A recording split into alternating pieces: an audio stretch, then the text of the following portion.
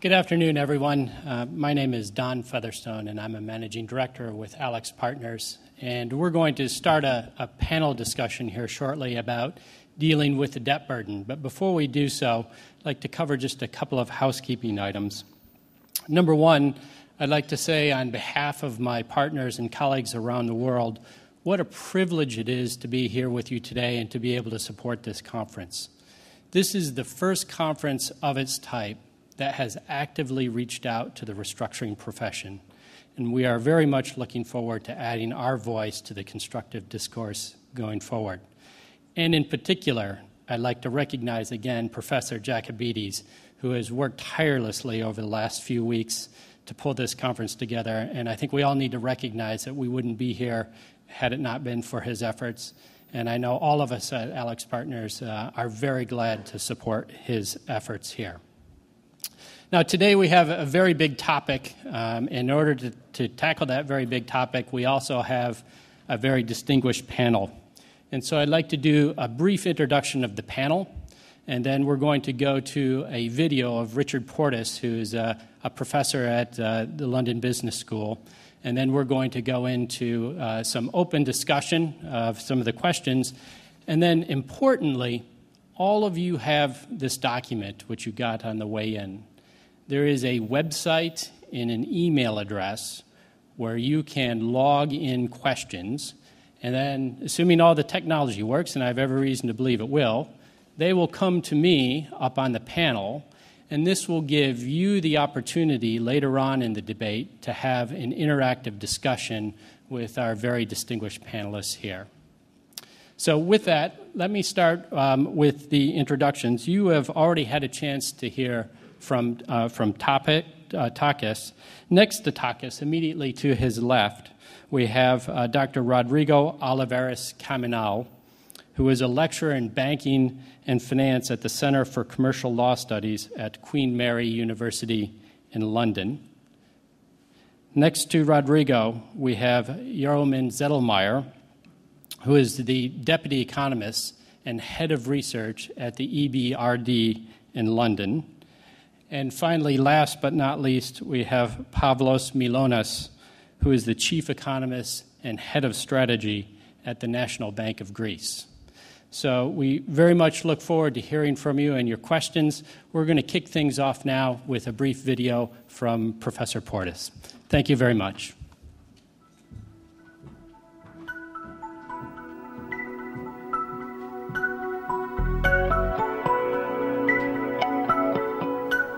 Two years ago, it was clear that the burden of debt for Greece was unsustainable. Under political pressure from outside and at home, an IMF program was devised in collaboration with the European Commission and the European Central Bank. This program was misconceived at the outset, not just because the debt projections were unrealistic, but also because it focused excessively on fiscal targets. The underlying problems in Greece are institutional and political. Without major structural changes, even the fiscal objectives were not attainable. The debt projections were hopeless in any case, and it was deeply wrong to maintain that no euro area country could or should restructure its external debt. A voluntary debt restructuring, giving a feasible debt burden, just might have been possible at that time. But after almost 2 years of procrastination and highly politicized mishandling by all parties, I fear we are well past that. Unfortunately, Greece must default on its external debt. It is still possible to make this an orderly default, in particular to save the financial sector from implosion. That should be the major objective now. Default will not save Greece from hardship. If there is no continuing external assistance, both the fiscal balance and the current account will have to go abruptly to zero. This will be a terrible economic shock, and default will also be a deep blow to Greek perceptions of national honor.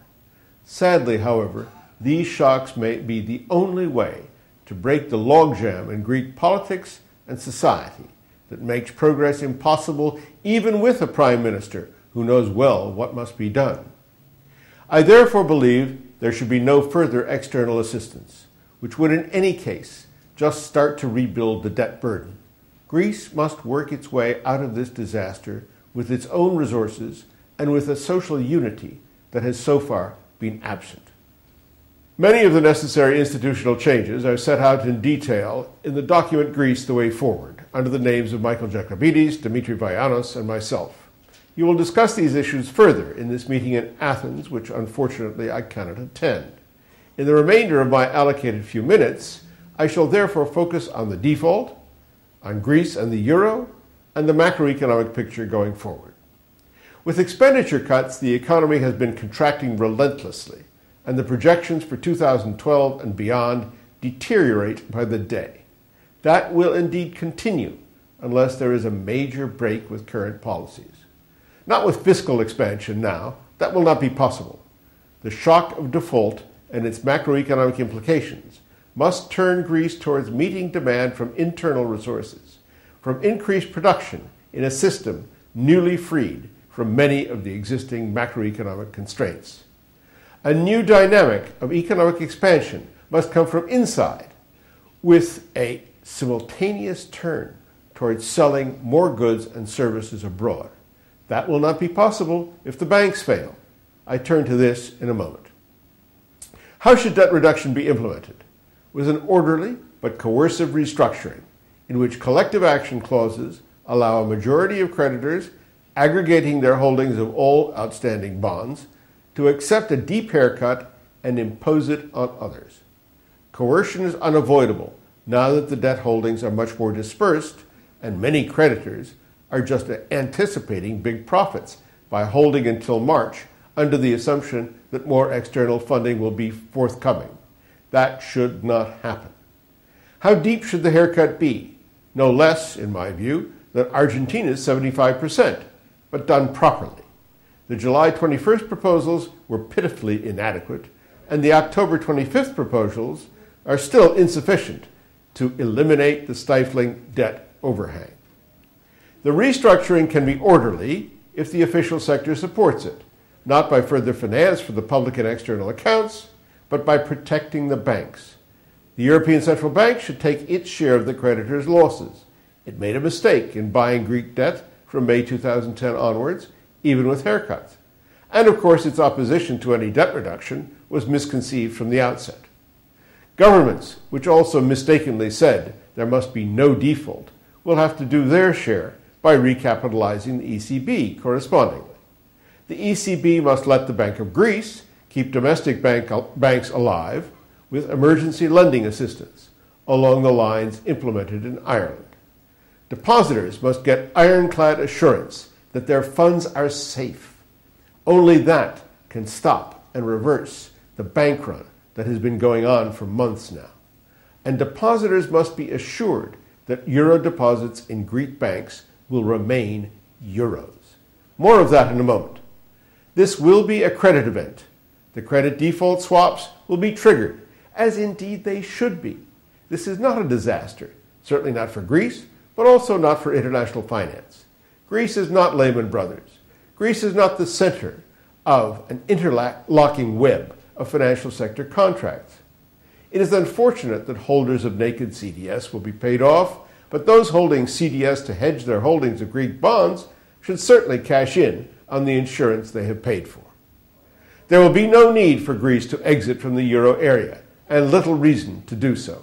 An exit would certainly destroy the Greek financial sector, not just because the ECB would no longer be there to provide liquidity, but also because of the balance sheet effects.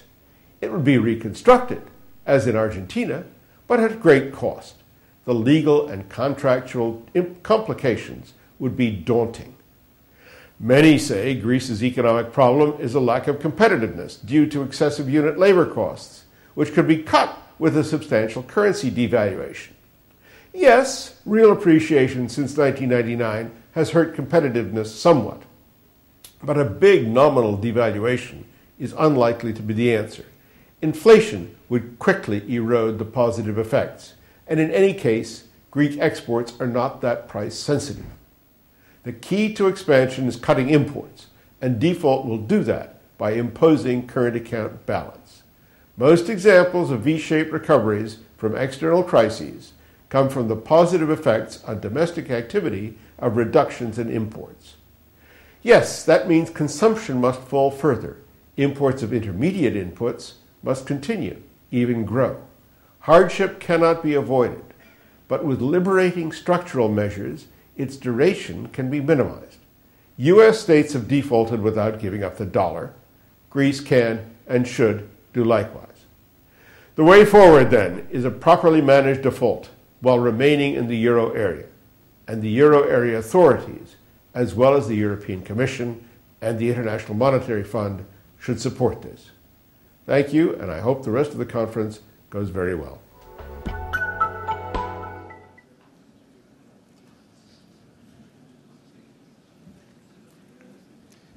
Great. We are going to get the panel discussion kicked off, but before we do, I have a message from our technology people in the back. For those of you that are on Twitter, and perhaps you'll understand this because I'm not much of a social network, there is a hashtag labeled #RedesignGreece if you wanted to get on a site where you can communicate with the panel and post your questions and comments. So with that,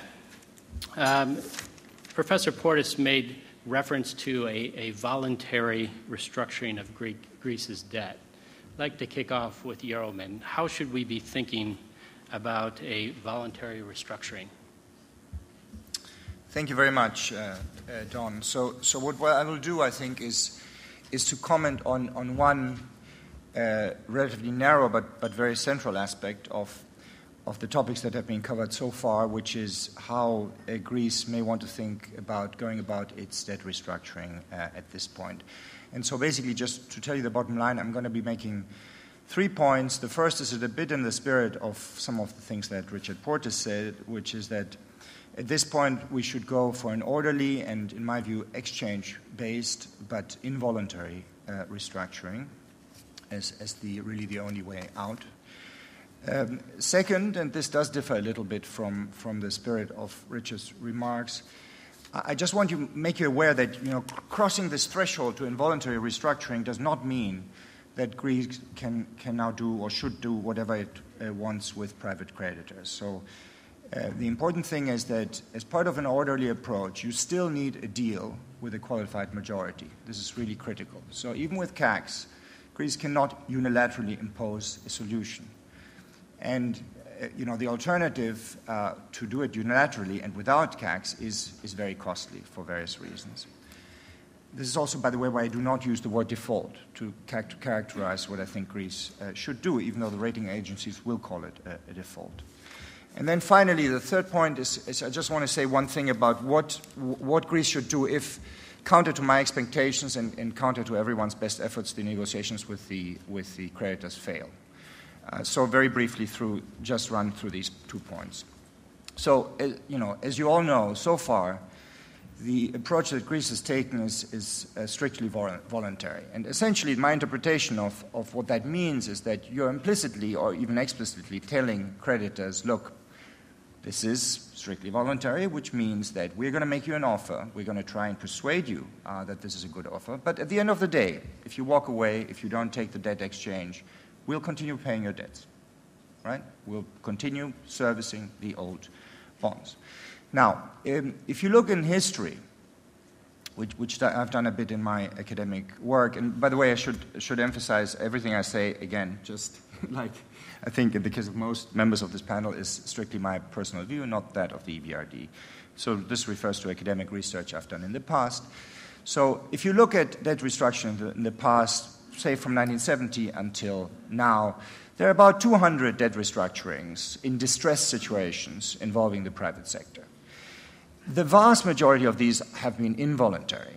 But then if you apply even quite a strict voluntariness criterion, you still can identify maybe 15 or 16 strictly voluntary restructurings. And so that there are precedents for what Greece has been trying to do.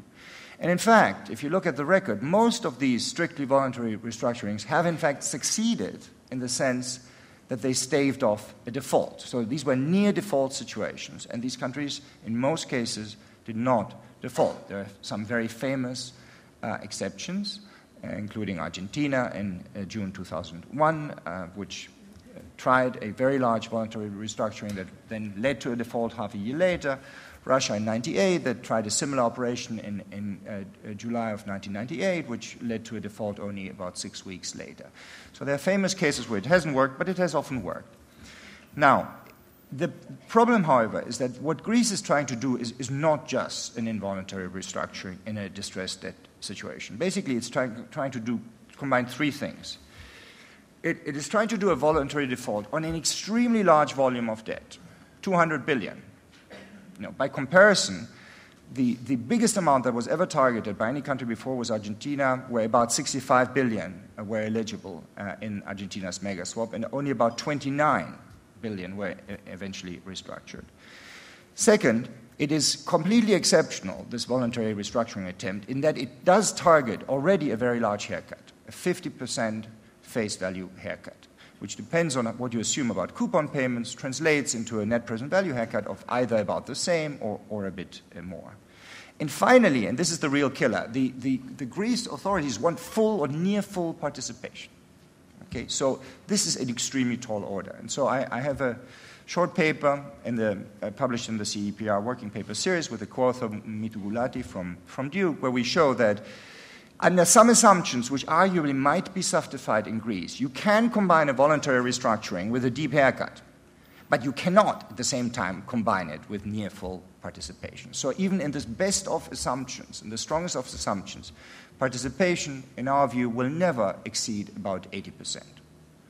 And, given the dire straits that Greece is in, I think, the government has a legitimate view, and the official creditors has a legitimate view that 80% is just not enough. No? We want near 100%. And so this can only be done with an involuntary approach. And roughly, I can detail this later, the way the involuntary approach would work is that a collective action clause, which allows essentially the negotiated solution, the solution you negotiated with majority, to be imposed on the holdouts, would be retrofitted, if you like, on these bonds using domestic law, taking advantage of the fact that the vast majority of Greek debt is domestic law debt. And then you would go into an exchange with an offer of exchanging the existing bonds for new English law bonds with reduced payment terms, and you would say or imply that unless Greece gets close to full participation, specifying some threshold, the collective action clause will in fact be activated. So this is the way it would work technically. Now, my second point, crossing this threshold to involuntary restructuring should not mean essentially a completely hostile approach where Greece repudiates its debt. And so, it's tempting to think that once you have crossed the threshold where you are being coercive, where you're using domestic law changes to, in effect, support a solution or gain leverage, one should just go all the way and impose an extremely large haircut or just write off the bet. But if that were to occur, this would trigger a wave of legislation. It would have very high reputational costs for Greece. It would cut off Greece from issuing any bonds outside Greece for as long as it has not settled with these litigating creditors. And of course, it may be, litigation has more impact, has more chances for a country that's within the EU and is bound by things like the European Charter of Human Rights than for a country that is not in such a close international arrangement. By contrast, if you enact a CAC, which, by the way, would be very close to the collective action clauses that Europe has vowed to introduce on all its bonds starting in 2013. So arguably, you're just bringing forward and applying to the existing stock a form of collective action that is legitimate and, in fact, is something that the European Union has been pushing for. If you go that route, you will get much less litigation, and it will be less successful. But the point is that if you want to go the collective action clause route, you need that deal with the majority of creditors, because a country cannot unilaterally activate a collective action clause, right? So Greece does need a deal, and the fact that it does need a deal means that there is an upper bound to the haircut it can ask for. So here, basically, Richard and I disagree a little bit. So Richard says something to the effect that Argentina is like the lower bound of what Greece should go for. I think it's the upper bound of what Greece can go for. Because once you are, in the territory of offering new bonds that are less than 20% or so of the value, of the old face value, you really give creditors a very strong incentive to simply sell their old bonds to distressed debt funds that will buy them at that price merely for the purpose of litigation. And you do not want to be in that category. This is really a category of default that you want to stay out of. Final point, what to do if negotiations fail. So first let me just emphasize again, I do not think that negotiations will fail. And the reason is very simple. There is a common interest of majority creditors and Greece to make them work. And the holdout problem can be dealt with through CACs. Okay? But if they do, let's just assume if they do, what would Greece do? And so here it should basically follow a template that has been followed by many countries, which is a unilateral debt exchange offer that is not backed by CACs. And it is backed by the implicit threat of defaulting on holdout creditors, but it's not a threat that is made explicit, and it's very often a threat that's not actually followed up on. So Greece should then, in those cases, it should go with its best offer, consistent with the terms that have been negotiated also with its official creditors. It should offer a face value reduction of 50%, a net present value reduction of somewhat more than that, but staying away from Argentina territory, below that territory. It should offer some cash up front. It should offer an upgrade in the creditor protections in its bonds. These would be English law bonds. And above all, it should not commit to repaying its holdouts. And an offer of that type would probably get very high participation, even if it does not have CACs in the background. It would not get to 99%, but it would get certainly well and above 80%. And so the idea, I think, is that given that Greece does have this fallback option, and it is credible, this will, I think, mean that this fallback option is actually not used, and you will get very soon a deal with the majority. Thank you. Thank you very much, Yeroman. I'd like to shift gears a bit and go to Rodrigo. Rodrigo, this is not the first sovereign entity that has been through this process. Can you put this into context a bit for us? Basically, I've been asked to put these things into context, and that's not something simple to do if we don't start at least having a common ground of understanding. And here's where I'm going to draw slightly from my co-panelist. At the beginning, Takis referred to an illiquid or an insolvent sovereign. From a legal point of view, we can discuss that there are many different perceptions of a financial condition, but from a legal point of view, Greece is neither insolvent nor it would be. Why? First and foremost, because there is no legal regime that applies to Greece. There's no insolvency law that applies to Greece that will have the authority to determine whether Greece is insolvent or not. On top of that, then there's a general perception of solvency of sovereign states because they have the faculty to tax its citizens. And on this, we can keep on building on theoretical scenarios. They can even tax future generations eventually. Hopefully it will not happen. They can confiscate assets, or eventually they can sell part of their resources. It has happened in the past. Hopefully it will not happen in the present. The state of Louisiana was acquired by the U.S. The state of Alaska was acquired from the U.S. So from a theoretical point of view, this can eventually happen. So that gives additional evidence to the fact that a country cannot be declared insolvent. This brings to the issue of default. We were talking about credit rating agencies default, and basically when we are dealing with sovereign debt in the form of sovereign bonds, default would be not what a rating agency says, but default would be whether there is one of the elements included in the events of default clause of the bonds. We have to look within the four corners of the bond, what are the events of default. So even if the rating agency says we have an event of default, unless it is an event of default within the contractual terms, there will not be an event of default. Then picking up on what Jeremy was referring about voluntarily or involuntarily, I prefer to refer to restructuring or reprofiling having a triggering event being the default. Because at the end of the day, if there's going to be a restructuring, according to my personal view, it's going to be voluntarily. Voluntarily in the sense that there's no insolvency regime to cramp down creditors. Therefore, they need to participate voluntarily in an exchange offer. This exchange offer will take place either prior default or post-default. And again, if we use collective action clauses, it will be voluntary. Voluntary because it has been decided by the majority, by the majority will of bondholders. And therefore, as a group, bondholders have decided the way forward. So that decision as well, in my personal view, is voluntarily. And putting this in context with other sovereigns, to other prior crises, to see how this can be done, basically I prefer to draw from three main examples, namely Argentina, which was, as we all know, was a disorderly restructuring.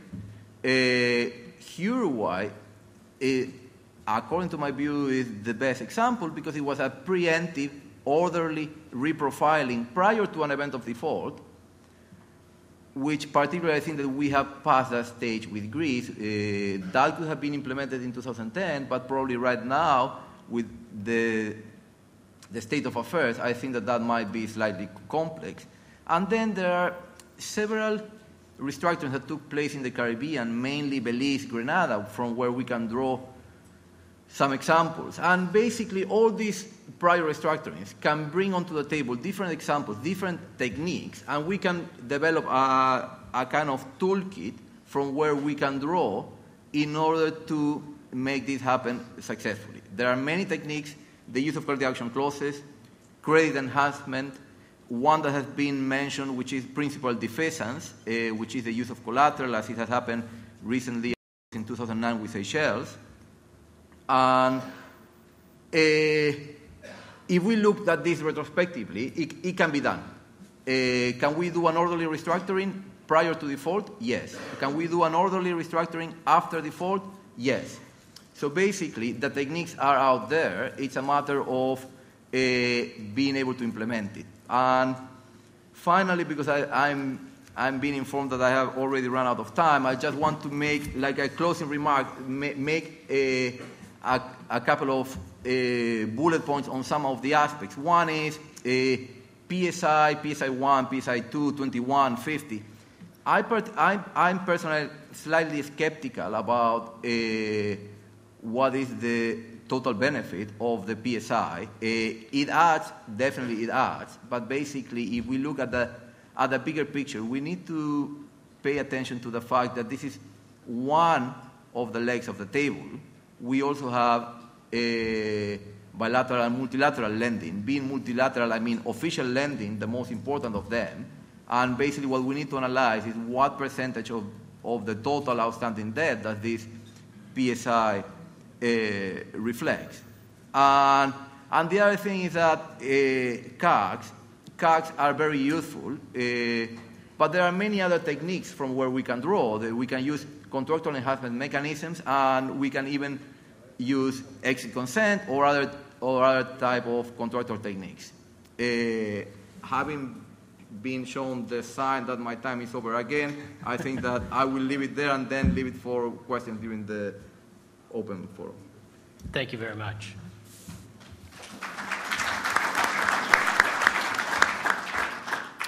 Now, as restructuring professionals, we might be inclined to look at the debt discussion as somewhat secondary. And the most important discussion is what is a sustainable debt profile for Greece going forward, because it's only through a prosperous Greece that returns to growth that the interests of all the stakeholders to this situation are served. So I'd like to turn to Pavlos. How do we think about getting Greece back on a growth track? Thank you very much. I have the pleasure of talking about the denominator rather than numerator, which is in many ways more difficult. How do we get Greece to grow? This is my prescription. First of all, we need confidence in what Greece is doing, both domestically and abroad. So we need a plan. a plan that we all agree on, and right now it seems that we don't have a plan. The new program is an opportunity to rejig the strategy. The strategy in the past focused too much on fiscal and on taxes and not enough on growth. Or it may have had elements of structural reform, but certainly there wasn't enough emphasis on them,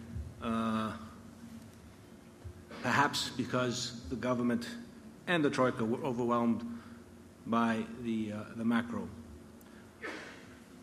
So, a clear and credible plan focused more on expenditure cuts, more on fighting tax evasion, and certainly not raising taxes any further. Public administration, lots of expenditure that can be reduction that can be achieved without reducing quality of service. In fact, probably quality of service can increase while you reduce expenditures on health and education, in public education in Greece. And certainly the size of the government is too large and you need to reduce it, and the state is too intrusive and it needs to be clawed back significantly. It is an obstacle to all sorts of investments, and Greece has achieved growth, imbalanced growth, without taking advantage of any of its true comparative advantages, export-oriented sectors. Which are these? Tourism in the broader sense, retirement homes for northern pensioners, hopefully Germans, agro-fisheries. We need larger units. Our wines are good, our oil is good, our fishes are good, farm fish. Small size, you're not going to get anywhere. Greece has a trade entrepot. All of landlocked Central Europe should pass through the ports of Greece. That's the greenest type of growth you need. Maritime cluster. We have benefited from the international shipping community. We should provide them all their services. Education. Greeks are par excellence educators. The Greek diaspora is full of academics. We also have many wealthy Greeks, especially in the shipping community. Turkey created private universities just a few years. Sabancı U, Koç U. Right. We have the academics, we have the people who are willing to invest. The bricks and mortar are easy. So we have opportunities for growth. We need the private sector to come in, we need the government to get out of its ways. So in these sectors, I would suggest is where the government tries to get rid of obstacles, whether they're in the Constitution or in legislation. We also need, instead of over above the plan, is capacity to implement and proof of implementation. We need to show the world that we're doing things right rather than wrong. Now, a major problem is capacity. A public administration that couldn't do things in normal times, we're asked them to do the impossible in crisis times. We're cutting their wages horizontally, and we're asking them to collect taxes. We're asking them to be more efficient in hospitals, administration, and in health administration. Almost impossible. We need someone to run these projects. It's like getting in project managers. They need to have red letter dates for implementation of various aspects of tax evasion or hospital reform. KPIs, these have to be published in advance, followed, and show that Greece is implementing. Structural reform doesn't produce growth right away, but if we show that we're doing what we're supposed to, we'll get the benefit of the doubt from the international investors as well as from the people of Greece. So, in brief, it's a question of getting back confidence. It's a question of ownership of the program, of a clear and credible program, and implementing it on time without delays. So it has to be a plan that is also doable. And with that, I finish.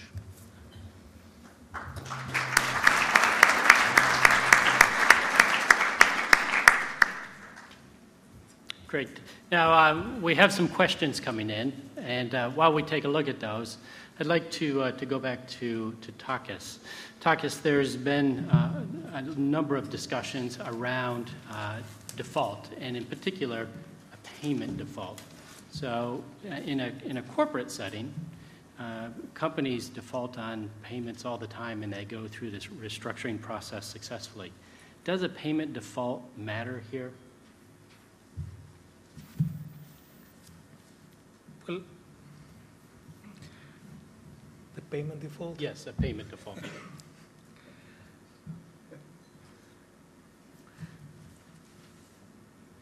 Meaning, If Greece were not able to service its debt, either interest or principal.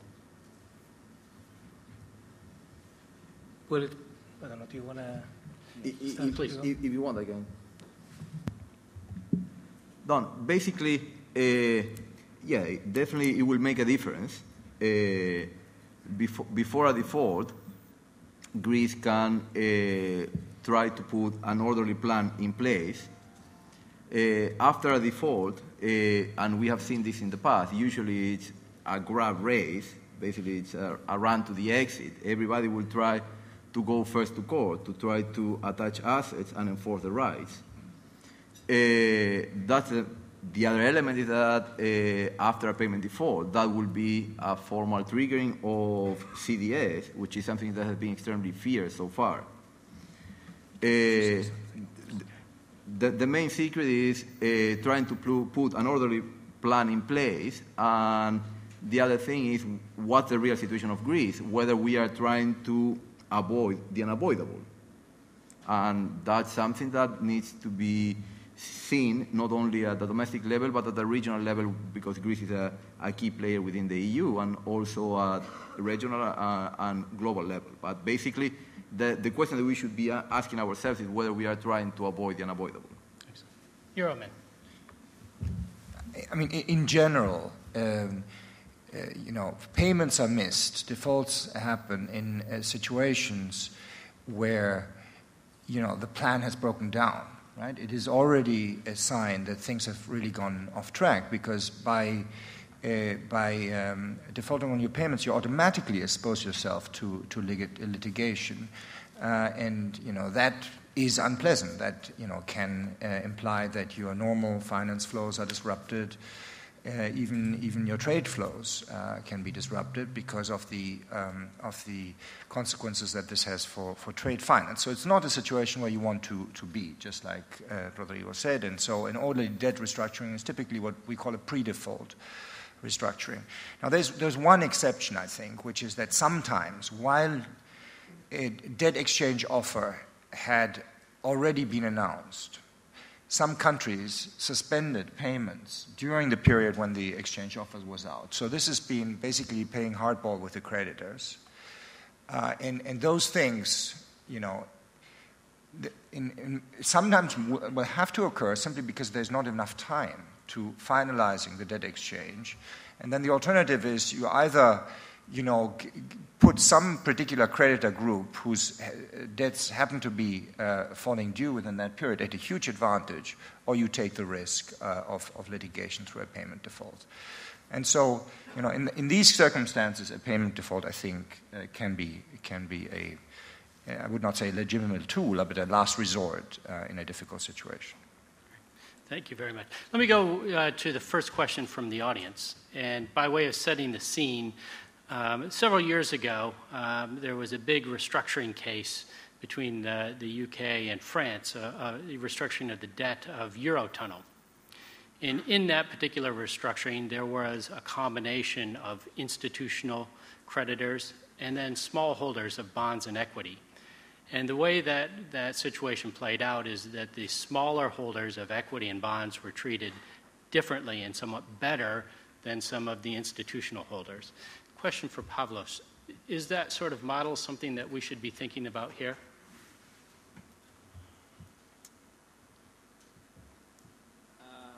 That's putting the cart before the horse somewhat. I would argue that we first need to get a deal that is all but done. A lot is heard that, this isn't going to be a deal that can get done.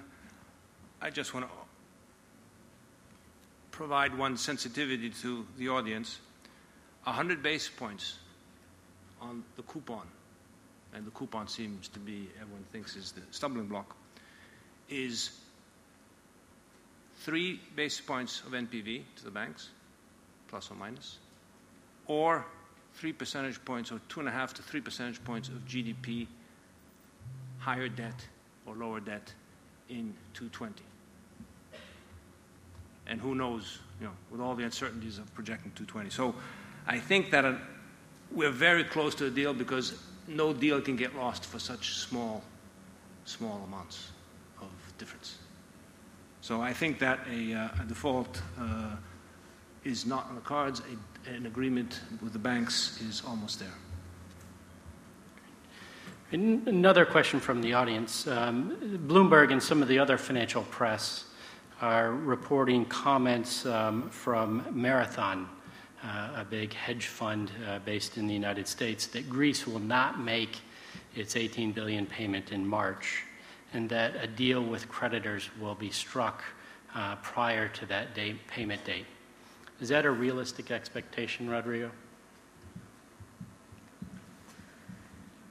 Dan, basically, anything is possible. And I would prefer to avoid doing futurology, because basically that's what they are doing. I think that are there high chances that might happen? Yes. Are there high chances that a last-minute deal can be struck? As well. Basically, what will happen on the 18th? We still have to go through the rest of January, February, and 18 days in March. So I think that many things can happen, and in many of the sovereign debt episodes in which that either I have studied or I've been directly involved, things can unravel very fastly, or a deal can be struck over a weekend. So it's difficult to say. Chances, yes, they are, and they're high. Great. Yeroman, same question to you. 60 days feels like a very short period of time to corral a number of creditors here. Is that a realistic expectation that a deal could be struck? Okay, so on the question, let's put it this way. I think it is unlikely that the March payment will go through as scheduled, as stipulated by the original contract.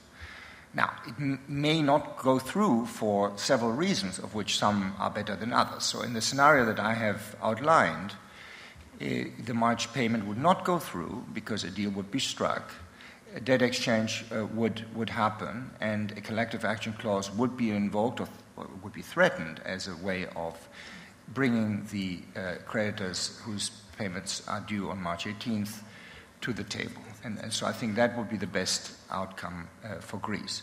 Now, the point that you make is there enough time to do all this?